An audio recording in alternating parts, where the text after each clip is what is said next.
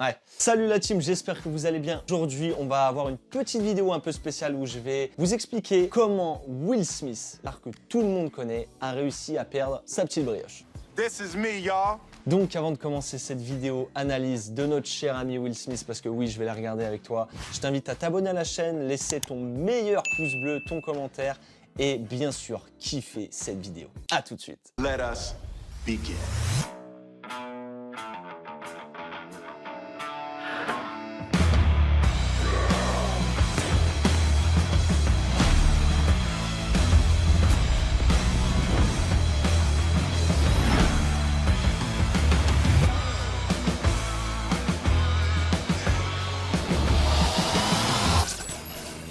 Donc pour t'introduire un peu cette vidéo et t'expliquer pourquoi notre cher ami Will est passé de ça à ça, c'est en réalité parce qu'il a dû jouer le rôle du père de Serena et Venus Williams dans son nouveau film La méthode Williams. Bon, il a aussi eu le Covid, ce qui n'a pas arrangé les choses et il a dû grignoter un peu chez lui, ce qui a favorisé sa prise de poids.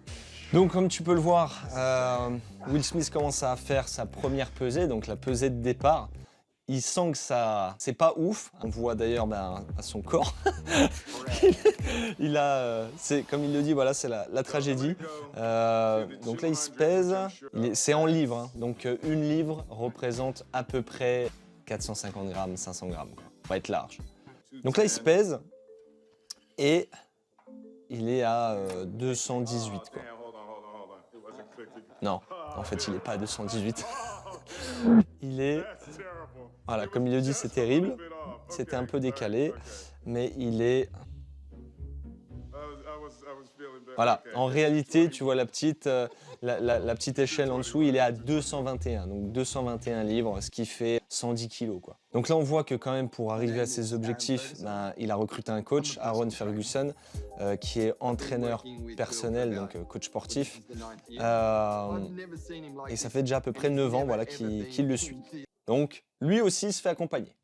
On voit à la suite de la vidéo, voilà, donc l'objectif c'était de perdre environ 1 livre par semaine avec un nouveau régime, des exercices, donc on voit qu'il pratique la marche à pied. Hein.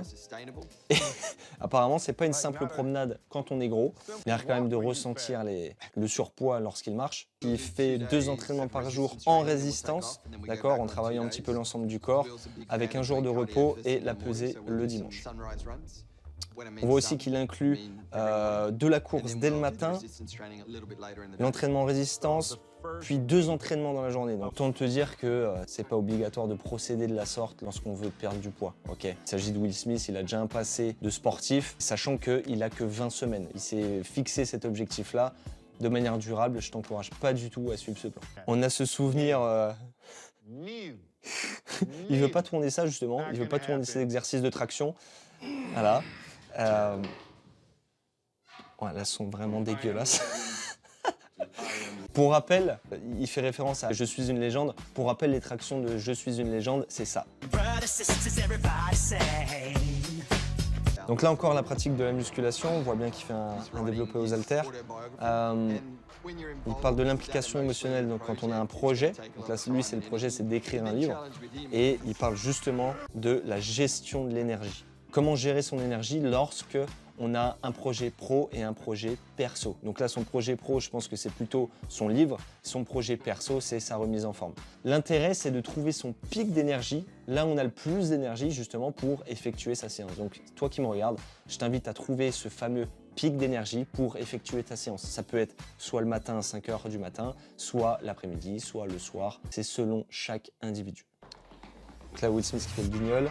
On voit quand même, juste un petit détail, on voit quand même que, regarde, il pousse, il pousse assez dans ses retranchements. Là, je pense qu'au niveau des répétitions, il doit être à environ 1 répétition avant l'échec. Donc, il met quand même beaucoup d'intensité dans ses entraînements. Deuxième pesée, donc il y avait la pesée de base, et là, on voit la deuxième pesée, on voit il y a quand même encore pas mal de masse grasse.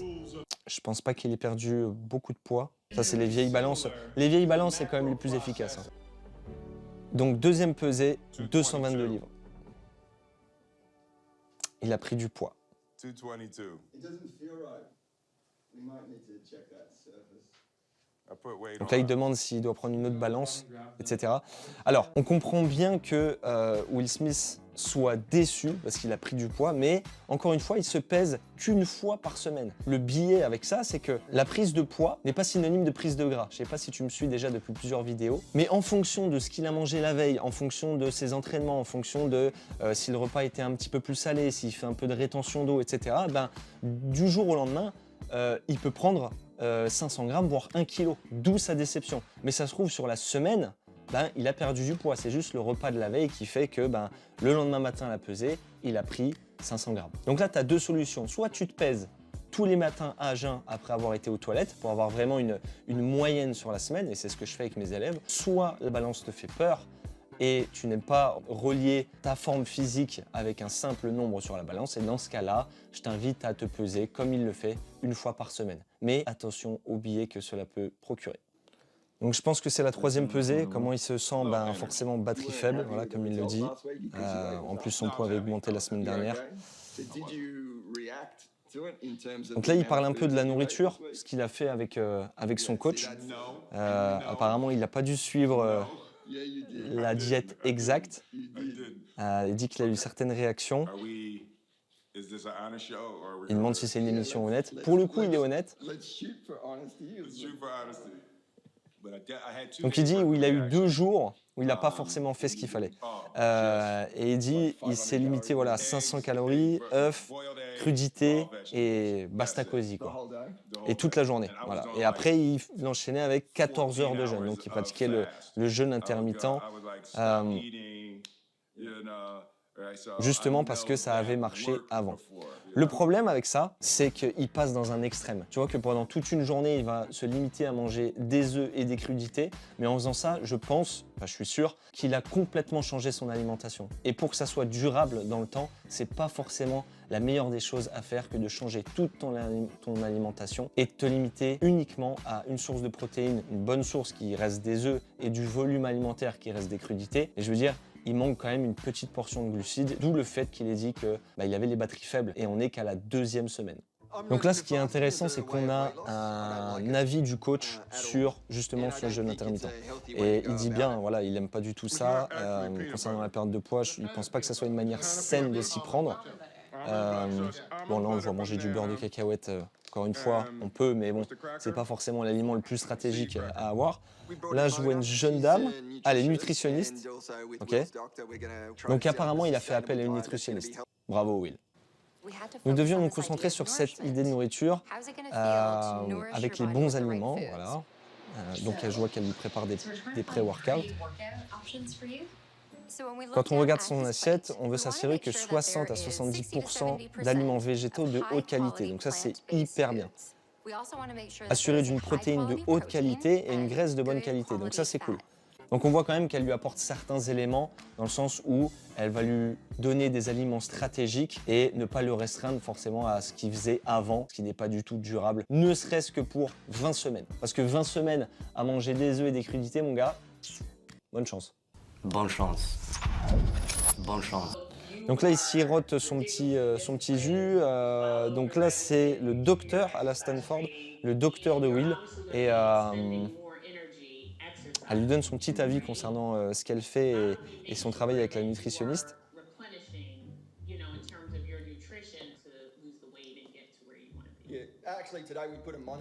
Donc là, on a la stratégie du coach.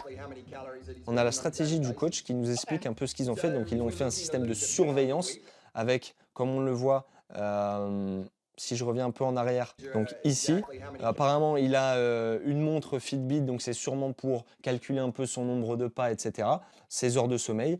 Les calories qu'il brûle quotidiennement, donc on voit d'après son coach qui traque quand même les calories et sa stratégie c'est de brûler 1 livre par semaine. Donc 1 livre équivaut à 3500 kilocalories divisé par 7, ça fait un total de 500 calories par jour. Donc en soi, c'est une stratégie plutôt simple à faire dans le sens où 500 calories, c'est le déficit qu'on recommande pratiquement à tout le monde. C'est le déficit calorique que tu vas pouvoir tenir relativement facilement. Plus on va accélérer ce déficit, on va passer à 600, 700, 800, voire 1000, plus il va être agressif, plus tu vas avoir des résultats, mais plus la stratégie va devoir être fine pour durer sur long terme et pas faire des crises de boulimie ou dévaliser ton frigo et avoir des troubles du comportement alimentaire. Donc là, on arrive, pesée numéro 2, toujours un wheel avec un petit peu de masse grasse, donc c'est normal, on est à la 3e semaine. Est-ce qu'il a perdu du poids? Il a changé de balance d'ailleurs. Alors, erreur, toujours se peser sur la même balance, ok? Là, apparemment, il a perdu quand même 1,5 livre, donc ça fait à peu près 750 grammes. C'est plutôt bien, hein. Donc là, j'ai sauté un peu le passage, là, et c'était des passages avec ses amis, etc. C'est pas ce qui nous intéresse forcément. On voit qu'il arrive à la pesée numéro 4. Donc semaine 3. Et là on voit week 3, 218, donc il a perdu 2,2 livres, qui fait un peu plus d'1 kilo. Donc c'est propre. J'ai eu un manque de glucides lors de l'entraînement l'autre jour et je suis tombé lors de l'entraînement. Donc voilà. C'est pour ça que maintenant il trouve que savoir manger des glucides et des lipides, c'est quand même important lorsqu'on s'entraîne et pour brûler un maximum de graisse tout en ayant de l'énergie. Très important. Donc là, il décide de se lancer un défi, c'est de monter la tour du Burj Khalifa, donc la tour à Dubaï, qui est ni plus ni moins que la tour la plus haute du monde. Voilà, tout simplement. 160 étages. Donc autant vous dire que 160 étages, ça fait déjà un beau défi. Donc vous voyez, il commence à marcher, etc. 50, 55, on le voit arriver quand même 137, il commence à avoir du mal, le petit Will. Il a réussi quand même, il réussit à monter la tour et je te mets directement le passage qui nous intéresse quand il arrive en haut. Et c'est assez impressionnant, je te laisse regarder ça.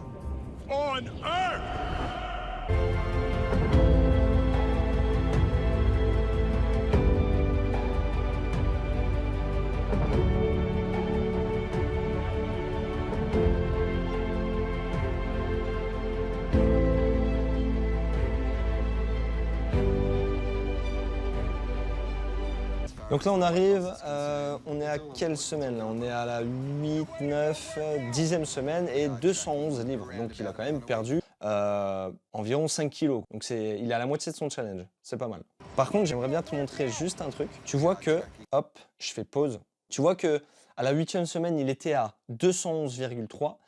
Semaine 9, 210,1, semaine 10, 211. Donc, encore une fois, la perte de poids n'est pas la même que la perte de gras. La perte de gras se fait sur le long terme. La perte de poids, c'est beaucoup plus variable en termes de jour après jour. Donc là, on voit qu'il est allé s'entraîner, il fait des bains froids. Je t'expliquerai dans une prochaine vidéo les bienfaits. On voit qu'il rencontre le champion de l'UFC, Khabib Nurmagomedov. Ils vont sûrement discuter de perte de poids. Quand je vérifie, j'ai coupé près de 800 kilos. Donc s'il a besoin de perdre du poids, il peut l'appeler, en gros. C'est vrai que nous, les athlètes de haut niveau, et plus particulièrement dans les sports de combat, on a souvent eu recours à perdre du poids pour être sur le bon poids sur la balance. Forcément, on a des notions, on a déjà expérimenté plein de techniques pour perdre du poids un maximum le plus vite possible. Et on a aussi fait beaucoup d'erreurs. Donc c'est pour ça que moi, j'ai cette expérience aussi de savoir quoi faire et savoir ce qu'il ne faut pas faire lorsqu'on fait une perte de poids sur le long terme. On le voit taper sur son sac, là, faire un peu de shadow boxing. Donc on voit quand même qu'il varie au maximum ses activités pour rester motivé. Même s'il suit la trame de discipline de ses entraînements avec son coach, et ben à côté de ça, il va essayer de varier un maximum ses activités pour rester motivé. Donc le lien entre discipline, régularité de ses entraînements, mais aussi facteur motivation en faisant plein de trucs et plein d'activités qu'il n'a pas l'habitude de faire. Ok, on arrive semaine 10, pesée, donc pesée numéro 11. Et on est à 208,5, donc il a perdu 2,5 livres, ce qui fait à peu près 1,5 kg. Donc on le voit, il est content. Là, on a un avis de son entraîneur qui dit qu'il est quand même obligé de le surveiller de près parce qu'il a tendance à en faire souvent trop et que s'il continue à ce rythme-là, il peut en mourir, je pense pas, mais voilà, il dit qu'il peut se blesser. Donc semaine 11, on voit, il a été courir à 3 h du matin, pas vraiment utile, un peu extrême comme comportement. Ils sont lancés un défi des marches, donc le nombre de pas. Ça, c'est hyper utile pour suivre un peu comment tu bouges au quotidien et améliorer ça de jour en jour. Je le pratique souvent avec mes élèves, donc le fait de traquer le nombre de pas et de suivre ça jour après jour, semaine après semaine et t'améliorer dans ce sens-là. Donc on voit qu'il a fait plus de 30 000 pas. L'entraîneur il lui dit 32 ou 33 000 et pour comparer ça, en fait, même en un marathon qu'il a fait lui, il n'a pas fait autant de pas, quoi. Donc encore un comportement extrême de la part de notre Will. Il regarde sur sa montre Fitbit. Et il se rend compte qu'il en fait trop. Il va se fatiguer trop vite et il risque d'être hors combat. Et on voit qu'il est à 34 958 pas. C'est énorme. Et voilà. Problème aux ischios, la blessure qui arrive. Et ouais, Will, je te l'avais dit. Il se fait choquer le cul, il fait du beatbox, c'est super. Mais du coup, il peut pas courir le matin, il a fait des conneries, il peut pas s'entraîner demain, mais il compte quand même aller recourir demain soir. Will, bordel! Tout le monde ici est en meilleure forme que moi. Moi qu'il a l'air un peu fatigué. C'était quoi son poids la semaine dernière? 206 livres, donc là, il est censé être à 205. Donc là, voilà. Bon, on voit quand même qu'il a perdu un peu de graisse au niveau des abdos, hein. Ça se voit. Hein. Donc là, il est semaine 15, 206,8, donc il a stagné déjà depuis 3 semaines. À mon avis, il va péter un câble, voilà.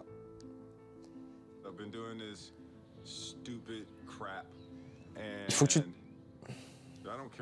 Voilà, ça c'est très bien. Il s'en fiche de son poids aujourd'hui. Au final, c'est juste le processus qui doit continuer. Il y a aussi le fait que il pratique de la musculation et que petit à petit, son volume musculaire augmente. Et le muscle pèse plus que le gras. Donc, il y a aussi cette petite recomposition corporelle qui doit faire que sa perte de gras commence à diminuer tout doucement. Au final, il continue à perdre du gras, mais il ne perd plus trop de poids parce que le muscle augmente, la graisse diminue, mais comme comme le muscle est plus lourd, en fait, ça se ressent pas trop au niveau du poids sur la balance. Je sais pas si tu as suivi là. Non mais là, c'est juste impossible en fait. Stop. Putain.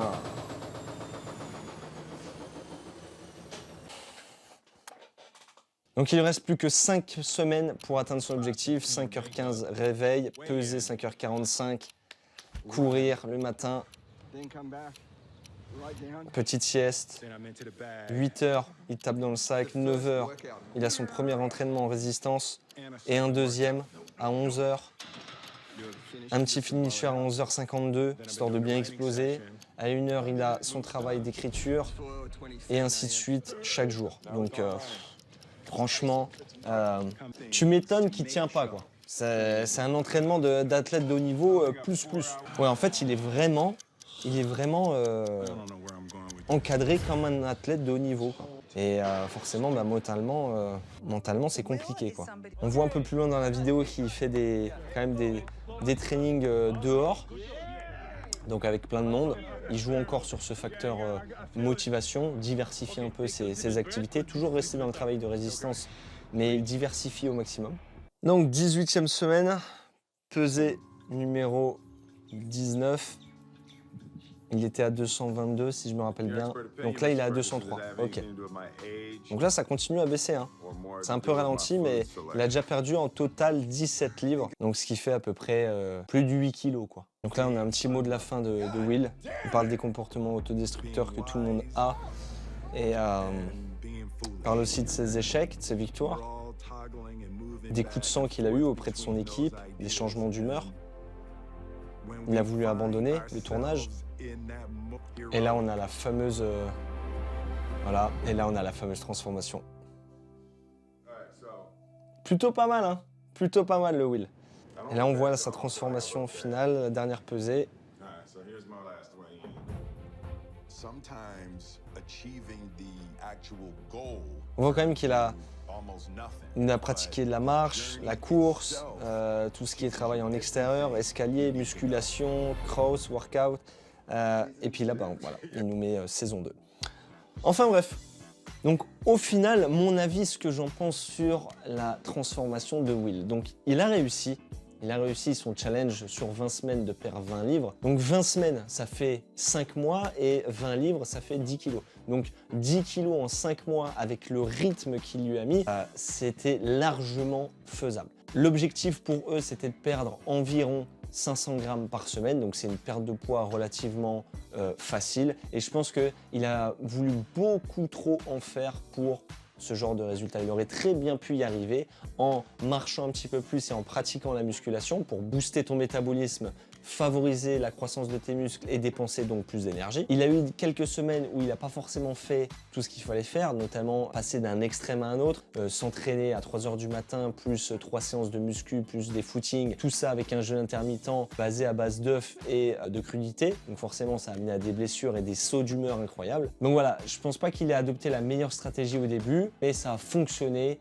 sur ces 20 semaines. En tout cas, c'est pas du tout ce que je recommande de faire pour une perte de gras sur le long terme. Donc si tu as kiffé cette vidéo et si tu as aimé cette analyse, n'hésite pas à laisser ton pouce bleu et télécharger juste en dessous en description j'ai oublié la réplique, ton pack offert de remise en forme, donc pour chaque entrepreneur qui désire perdre entre 5 et 20 kilos en moins de 30 minutes par jour. Sur ce, je te laisse, à très vite et... Huss!